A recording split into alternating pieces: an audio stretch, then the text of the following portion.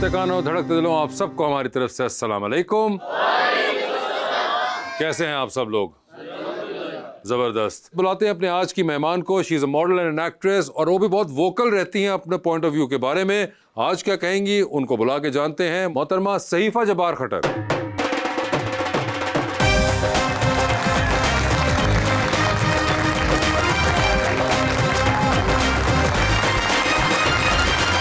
सहीफा, क्या हाल है आपके? ठीक ठाक, अल्लाह का शुक्र। आप ठीक ठाक, खैरियत से हैं? अल्हम्दुलिल्लाह। पहले तो आप बताइए, आप बड़े अरसे बाद नजर आई हैं। आप कहाँ इतने अरसे से थी? मैं बस इतने अरसे से कुछ ब्रेक पे थी, फिर मैं कनाडा चली गई थी और मैं फिर कनाडा पहुंच गई आप आखिर? मैं आखिर आपने बड़े अपने फॉलोअर्स को और दुनिया को बावर कराया था कि जो कैनेडियन वीजा नहीं दे रहे थे। Exactly. तो आखिर आप पहुंच गई? हाँ जी, आखिरकार मैं पहुंच गई और अब मैं कनाडा में ही होती हूँ। अब मेरा वो here and there as well वाला सीन है। अच्छा। तो मैं अब पाकिस्तान में कम होती हूँ। तो वैसे आप बड़ी वोकल थी अपनी बाकी चीज़ों के बारे में भी है, मगर उस स्ट्रगल के पहले हम बात कर लें जो ये कनाडा पहुंचने वाली थी। तो आपने बहुत उसके ऊपर वोकली अपना एक्सप्रेस किया और बहुत आंसू भी बहाए और लोगों ने भी फिर आपके साथ बहुत आंसू बहाए। तो उसके बाद जब आप पहली बार टोरंटो लैंड की तो क्या फीलिंग थी? लोगों का तो ऐसे भी नहीं समझ में आता, क्योंकि मैं आज तक समझ नहीं पाई हूँ इन लोगों को कि ये आपके साथ रोना एक्चुअली चाहते हैं, ये आपकी खुशी में खुश होना चाहते हैं, क्योंकि ऑडियंस का रिएक्शन ना हर पल चेंज हो रहा होता है। सो इनिशियली वो भी टाइम आया था जब मुझसे तंग आ गए थे और मुझे कहते थे कि बीबी तू जा कनाडा, तू यहाँ क्यों है?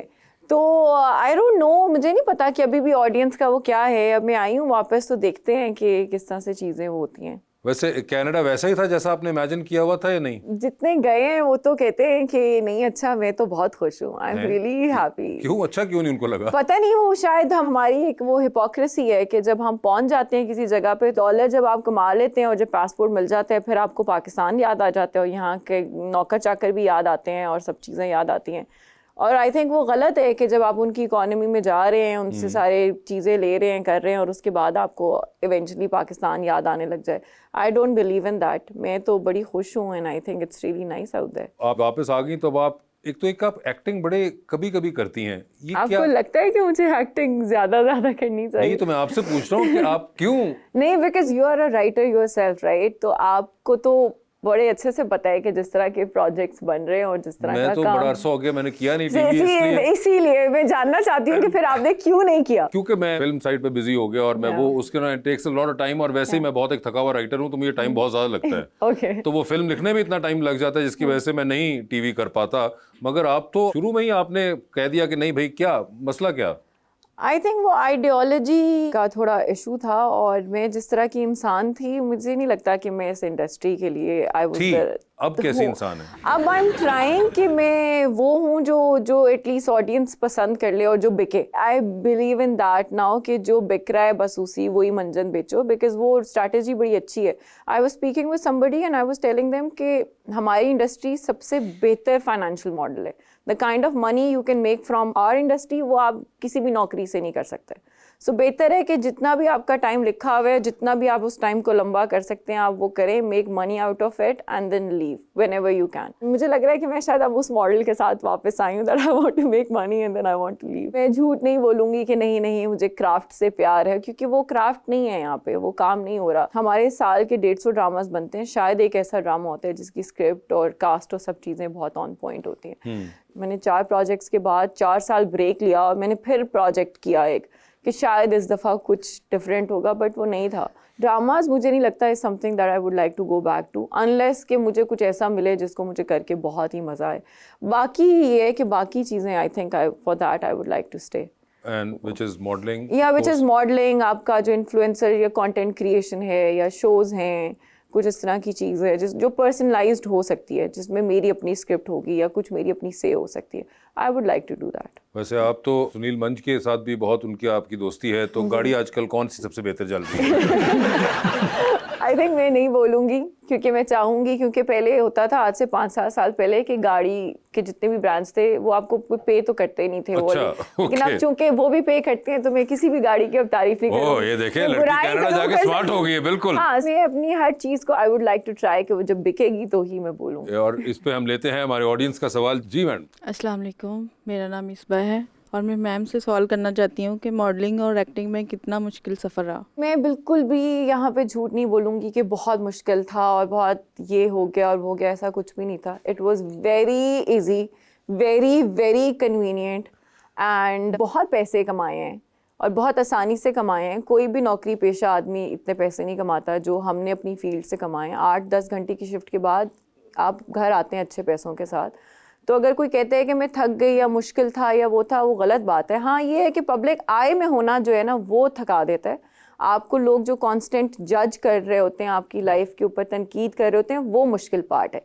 लेकिन जो बाकी जर्नी है या सेट पे जाना, सेट पे सब इतना प्यार करते हैं आपसे, दिन में 6 दफ़ा चाय का पूछते हैं, पानी का पूछते हैं। घर पे हमारी अम्मा नहीं हमें चाय का पूछती इतना जितना सेट पे सब प्यार करते हैं। तो ये गलत होगी बात कि मैं कहूँ कि वो मुश्किल है। उसकी स्ट्रगल सिर्फ वो वाली है जो पब्लिक आई में और पब्लिक जजमेंट की है, सिर्फ वो स्ट्रगल है। सहीफा, मुझे बताएं कि आप कह रही हैं कि लोग जज बहुत करते हैं वो, but at the same time actors हो गए, सेलिब्रिटीज, ये themselves are putting their lives in front of people. Yeah. तो aren't they inviting it themselves कि हमें नहीं। देखें और हमें जो मर्जी कमेंट करना है आप करिए? देखें, जो मर्जी कमेंट करने वाली जो चॉइस है ना वो हर उस इंडिविजुअल की है।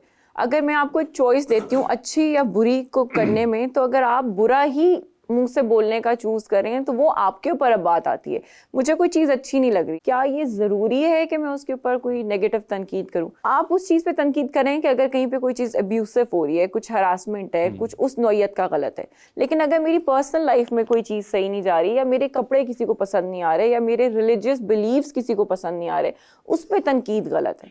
हमारा मसला ये है कि हम किसी बेचारी की डिवोर्स हो गई, हम जज कर रहे हैं। किसी का बच्चा हो गया तो वेट गेन हो गया तो हम उस पर जज करें, उस पर कमेंट, वो वाली सारी कमेंटिंग गलत है। ये जो हम डिफरेंस भूल गए ना कि पब्लिक प्रॉपर्टी और पब्लिक फिगर होने वाला, हमारा मसला ये है कि हम उसको अपनी प्रॉपर्टी समझते हैं। ये जो थिक स्किन की बात सारे करते हैं कि नहीं, एज एन पब्लिक फिगर आपको बड़ी थिक स्किन रखनी पड़ती है, बर्दाश्त करना पड़ता है। ठीक है, मैं मानती हूँ करना पड़ता है, लेकिन ये बात हम भूल नहीं सकते कि जिसकी थिक स्किन को, जिसके लिए आप बात करें थिक स्किन की, वो इंसान है और उसका भी एक ब्रेकिंग पॉइंट है। इसी वजह से इंडस्ट्री में जब लोगों के मेल्टडाउन्स होते हैं तो इतना वो पब्लिकली दिखते भी हैं और इतना ज़्यादा फील भी होते हैं। नॉर्मल लाइफ में आपको वाले मेल्टडाउन्स नहीं दिखाई देते। तो ये जो जजमेंट आती है किसी भी इंडिविजुअल से, वो उस इंडिविजुअल के ऊपर है और वो गलत है, ना कि वो पब्लिक। जब पब्लिक फिगर आपको एंटरटेन कर रहा है तब तो आपको बहुत अच्छा लग रहा है। अगर आपको उससे कोई इख्तलाफ है तो वो इतना नेगेटिवली और इतना आउटरेजियसली क्यों आ रहा है? और एक चीज़ से इख्तलाफ अगर आपको है ना, उसको करने का भी तरीका होता है। हाँ, हर चीज़ को करने का तरीका है। आप आराम से भी अपनी बात कन्वे कर दें। आसान चीज़ है कि आप वो वाली चीज़ कंज्यूम ही ना करें। एज एन एक्टर आप मुझे अगर नहीं पसंद, अगर आप राइटर नहीं पसंद, मैं क्या कर सकती हूँ अपनी ज़ात से? मैं आपका काम, आपका कंटेंट नहीं कंज्यूम करूँगी। मैं आपकी फिल्में ना देखूँ कि जी वासे चौधरी अच्छा राइटर नहीं है, मैं फिल्में नहीं देखूँगी उसकी।